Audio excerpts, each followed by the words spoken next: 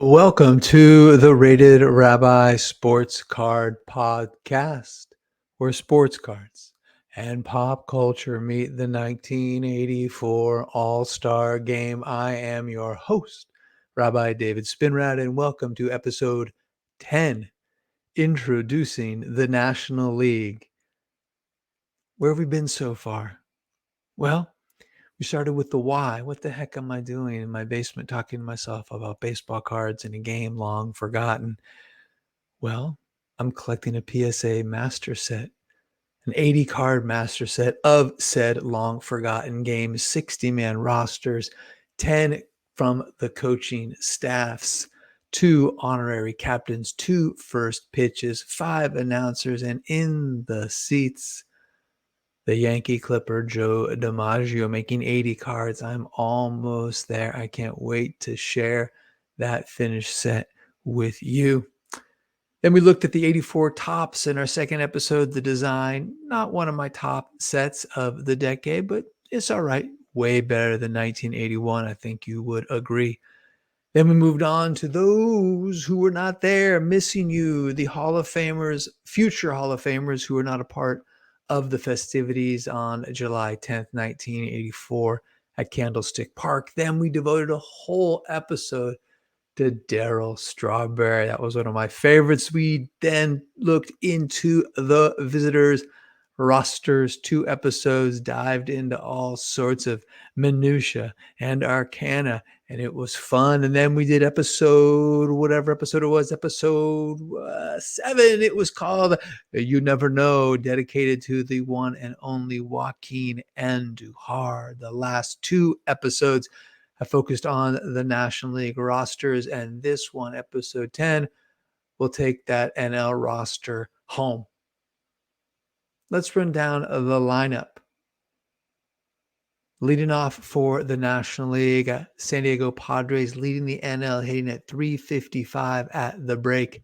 Tony Gwynn, who moves from right to left in deference to Straw, leading outfielders in votes. Batting second from the Chicago Cubs, second baseman Ryne Sandberg.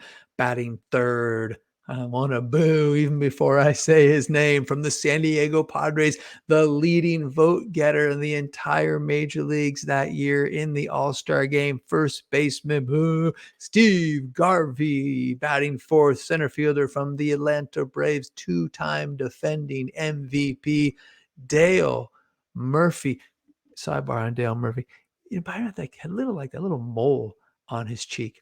Remember in an early episode, I was talking about why is a little tiny gap sexy? Not a big one, a little gap in a woman's in her teeth, or why do some people love a dimple in the chin? Same thing. Why is a mole? Why do people think? But not too big a mole.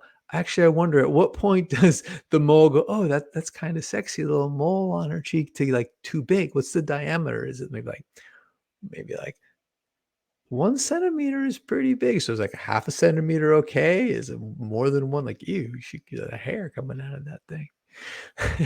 Anyway, back to the lineup. Batting fifth, announced as a 6-time NL home run king. He led the major leagues in home runs in the 1980s from the Philadelphia Phillies.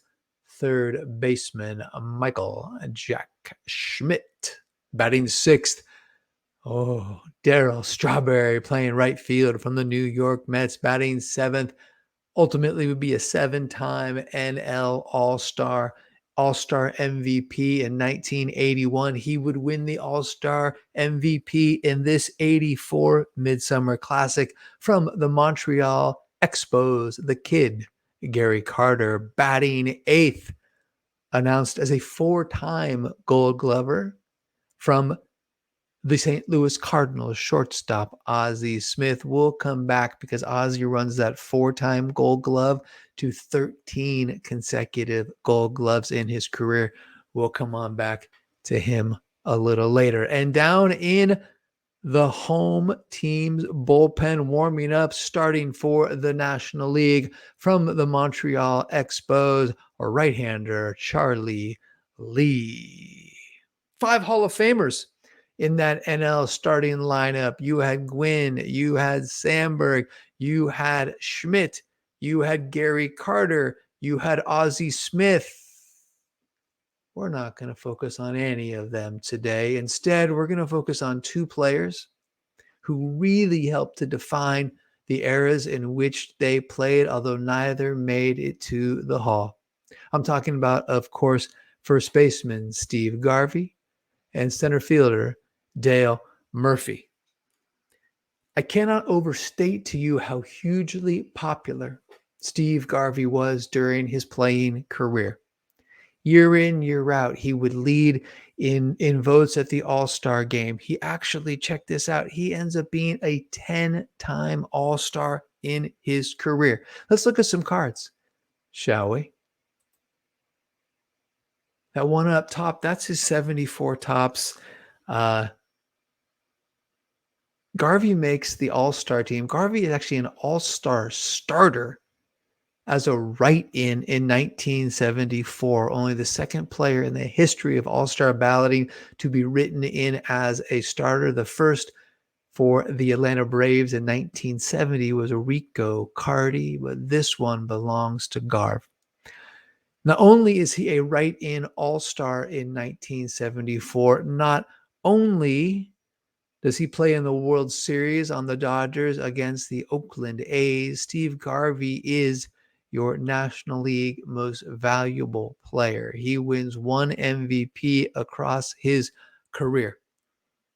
He wins 4 gold gloves in his career. Twice, Garvey is the National League Champion Series MVP. And in addition to playing in that Dodger World Series in 74, he also plays for the Dodgers against all 3 times the Yankees in 77, 78, the strike-shortened season of 1981.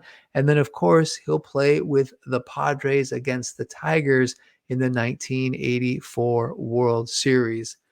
Steve Garvey wins the 1981 Roberto Clemente Award for Outstanding Sportsmanship. And of course, who can forget that for 8.5 seasons, still to this day, a major league record, Steve Garvey formed an infield that included Davey Lopes at second base, Ron Say at third base, and Bill Russell at short. The 4 of them, Garvey, Lopes, Say, and Russell, 8.5 seasons together, day in, day out, and I hated each and every one of them. One after another. I just wanted to punch Ron Say in the face, like little me, like, you're a whatever, kid. Here's a double with the bags juiced against your Giants. So Garvey, hugely popular. There was always a little jealousy from his teammates.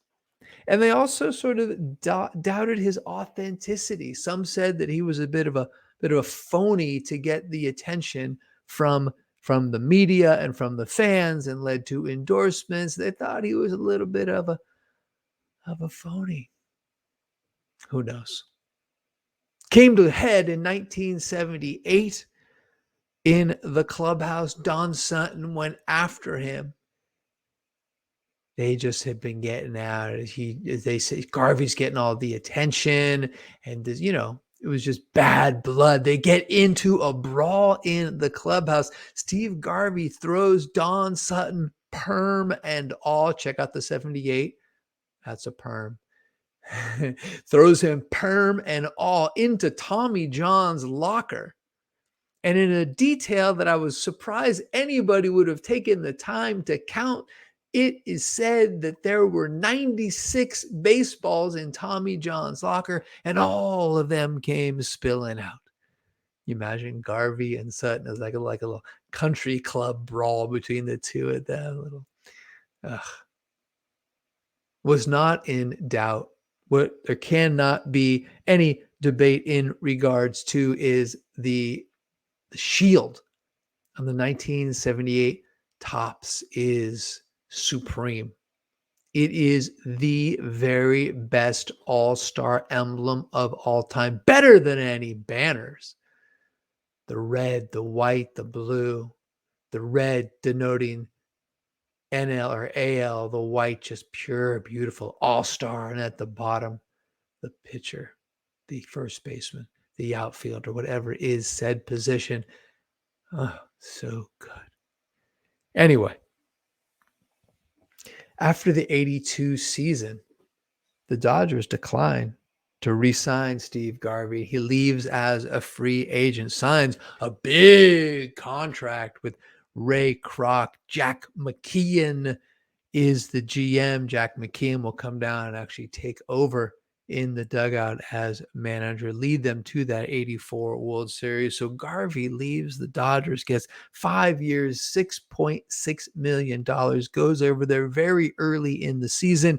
Back in Dodger Stadium for the very first time, Garvey breaks the all-time National League consecutive game streak, formerly held by Billy Williams. Garvey breaks his record, goes on to set that record, 1,207 games, until he busted up his thumb in a collision at home.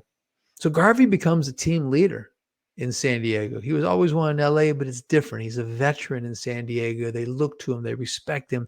They know that he's been through 4 World Series. He knows what it takes to win. And you can look this up. Garvey was clutch in the playoffs. You don't win that NLCS MVP for nothing. Check out his numbers. 350 average, drove in a ton of runs.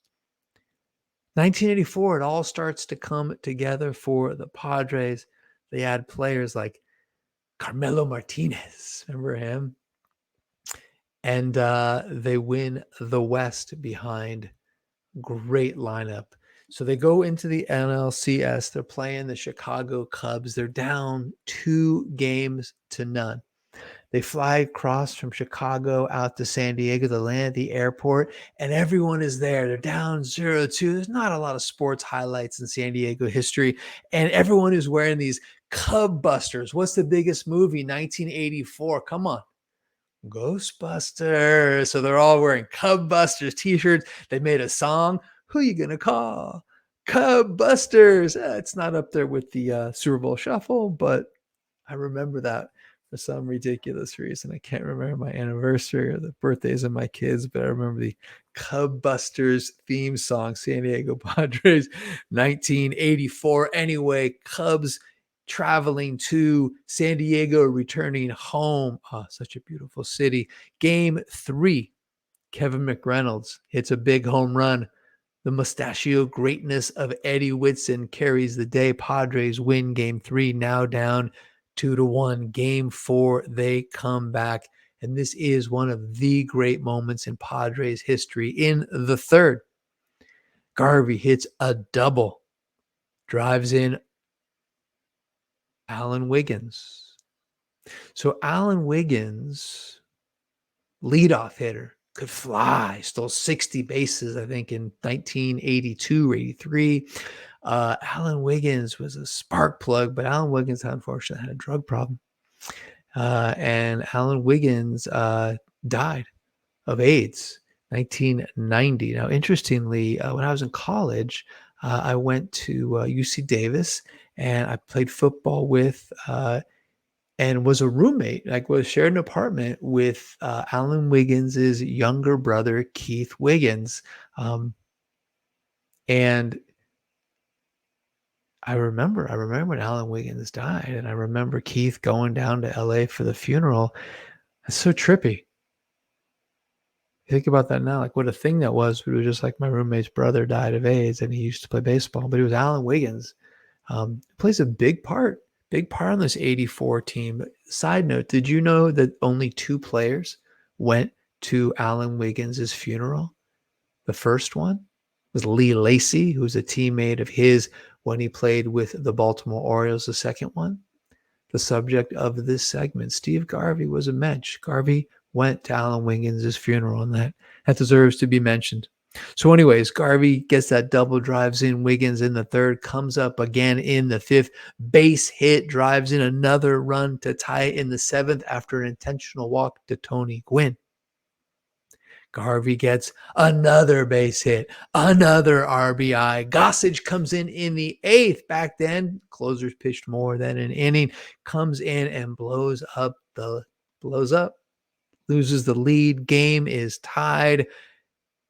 Lee Smith comes in, bottom of the ninth, trying to preserve that tie. He's throwing 99 miles an hour. Gas! Bottom of the ninth. Gwynn gets another base hit. Garvey up at the plate. Remember, in the third, he doubled home Wiggins. In the fifth, he got a base hit to tie it. In the in the eighth, he does it again. Another base hit, another RBI, and here we are in the bottom of the ninth. Gwynn on first. Lee Smith on the hill. That big old like menacing scowl. Throws Garvey a fastball, and here is the call from Don Drysdale. Deep right field. Way back. Cotto back to the wall. It's gone. Home run, Garvey. There will be tomorrow. Oh my God. Unbelievable. He's rounding first base. Remember, he's like that fist raised up, arm like Popeye.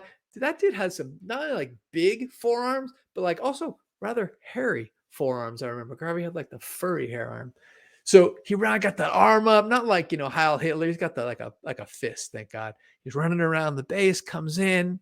Amazing, amazing, amazing. Padres win game 5 on an error by Leon Durham. Check this out. Leon Durham is acquired, making Bill Buckner expendable. That's how he ends up game 6 in the 86 World Series. There's a little ball through a leg, ripple effect, butterfly effect in baseball. God, I'm a doofus. Remember that game 5, though. Remember that Durham ball through his legs like Buckner. Kind of Buckner takes the heat. No one ever talks about the bull, Leon Durham. Anyway, what else about Steve Garvey? Steve Garvey, not only was he like kind of Mr. All-America, his wife was like Miss America. Remember Cindy Garvey, the players' wives, hated her. Oh my God. They go through a super messy divorce. Who does Cindy Garvey take up with? None other than marvelous Marvin Hamlish. Again, why do I know this stuff? I don't know. I just do. What else can I tell you? Well, Garvey himself has some other problems off the field. Is a thing with his secretary, gets her pregnant, another woman gets her pregnant, and all of a sudden it's like kind of like Mr. Clean, all-American guy gets a little tarnish on his shine. Still, you can't tell the story of baseball in 1980s or the 70s without Steve Garvey. Last note on Garvey before we move it along. The first season after Garvey retires, the Padres retire as number 6. However, after all he did for the Dodgers, look at me, I'm advocating for Steve Garvey here. Okay, so after all he did for the Los Angeles Dodgers, Garvey never gets his number retired by the Dodgers, citing official policy. They only retire Hall of Famers, even though for 21 years, nobody wore number 6, but they never retired Garvey's number. Why do I care? But he might deserve it. He did some big things. Also, one of those guys, a very, very good Hall of Fame, not in the Hall. But again, like I said, I can't imagine baseball and like those glory years when I was a kid, late 70s, early 80s. Like Garvey was everywhere, man. He was. Whew. All right, take a breath, Dave. Let's bring it back.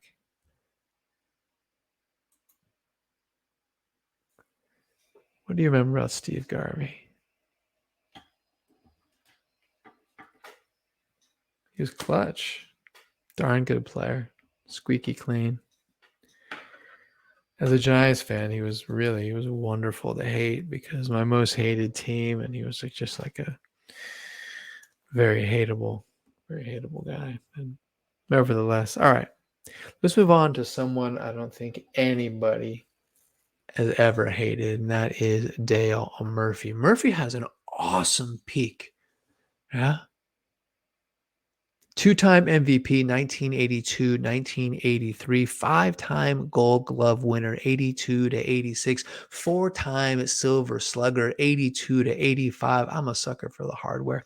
Check out his numbers in 82, that first MVP, 36 home runs, 109 runs driven in, scores 113 runs, steals 23 bases, has a 378 on base percentage and a 507 slug. Big number, pre-steroid numbers, by the way, and also supplementation and workouts. It was just a different ball game. 83, he comes on, he comes back even better. Again, comes with 36 home runs. This time drives in 121, scores 131 runs, steals 30 bags. Murph is a 30-30 in 83. Hits 302 with a 393 on base, a 540 slug, and an OPS of 933. So when he takes the field, center field, the coolest of all outfield positions, although right field cannon is pretty cool, but center field is like you're the center fielder. It's the coolest position for sure. He's on top of the world. But little did we know that peak would be high and very steep. Went up and went back down. You might remember Murphy's one of those guys who appears on two, Topps rookie cards. He's on the 78 and the 77 and the 78 Topps rookie catchers, but he doesn't really figure it out as a catcher. He's not a great defensive player. They try him at first base in 78. In 1980, he finally moves to the outfield, eventually finds his home in center, and really blossoms into an all-around star. Career WAR of 46.5. But again, big up. And remember, it took him a while to earn his prospect status. He wasn't great early on, but way up. And then really goes back just down. I mean, by 1988, his average in 87 was 295. In 88, it's 226. 87, he has a peak home run. That was a big home run year, by the way. 87, Mark McGwire, Andre Dawson. Something was in the balls in 1987. McGwire was somewhere at 49 as a rookie. Dawson wins the MVP. I think he hits 47 or something. So Murphy hits 44 with some kind of juiced ball. But in 88, he goes down to 24 home runs. He'll never again be an all-star. He'll never again earn a Gold Glove. He'll never know the joy and satisfaction of getting the Silver Slugger. August 3rd, 1990, Braves trade Dale Murphy to Philly. Phillies don't get much for him in return. He plays a lot. He's 153 games in 91, but by 92, he diminishes. 1993, he ends up with the expansion Colorado Rockies, only appears in 26 games. Rocks are set to release Murphy. They go to him first and they give him a choice, and Murphy decides, I'd rather retire than be released. Wow. I mean, just a meteor through the sky. You think of Dale Murphy when you think of 1980s baseball. This is why, because the 1980s, Dale Murphy led the National League in games played. Dale Murphy led him in at-bats, runs, hits, extra base hits, RBIs, runs created, total bases, plate appearances. His 308 home runs are just behind Mike Schmidt's 313. Again, that 30-30 in 83. And in the 1980s, he plays in 740 consecutive games. That's a heck of a run. So he's not in the Hall of Fame. Garvey's not in the Hall of Fame, but my, oh my, it feels so good to remember these guys. Let's look at some Murphy cards, shall we? I kept it simple. Went with his 84. Basic batting stance. 83 is my favorite. There's something about that card that I've always loved. Don't have it to show today, but the 84 basic batting stance, spring training.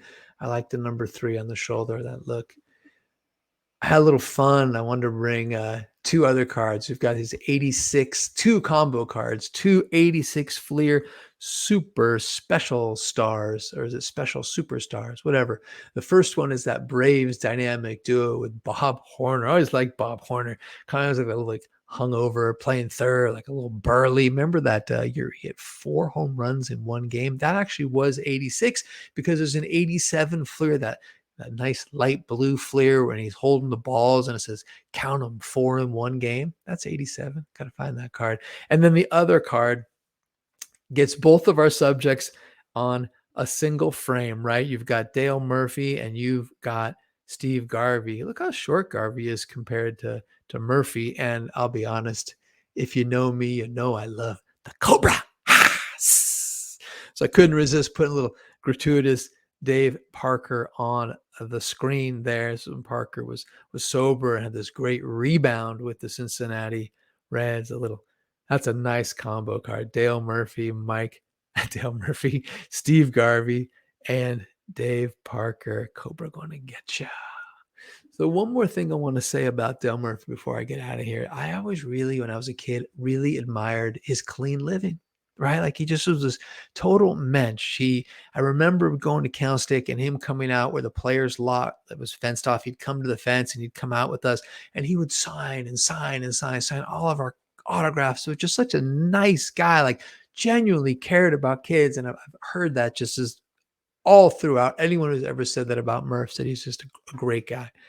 Murphy didn't drink, he didn't and doesn't, or smoke or curse. And I remember being a little kid, 12, 13 years old, go, that's going to be me too. I'm never going to drink or smoke or curse. With my family, no, man, we're not Mormons like Murphy. We're Jewish.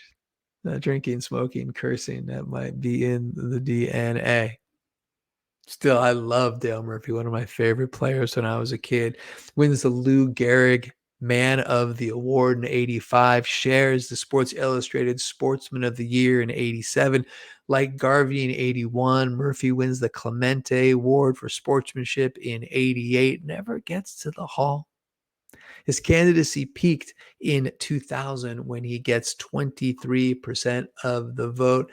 But who knows? Maybe someday, like Garvey, he'll get the call. I mean, like I said, that's part of the story of the 1980s, these guys. And I don't know, maybe I'm softening. Maybe I shouldn't be so judgy of who should and shouldn't be in the Hall of Fame. Maybe I should let my heart talk a little more. Anyway, that's way more than enough from me. Thank you so much for tuning in. If you're digging this, give me a like, maybe a comment, maybe subscribe. Would it kill you to subscribe? But best of all, tell somebody, hey, check this out. There's this dork in the garage in his basement all by himself, and he's talking about the 1984 All-Star Game. You're going to like it. Check it out. Until then, everybody have a wonderful weekend. If it is your thing, Shabbat Shalom. And to everyone, may you enjoy health and long life. So long.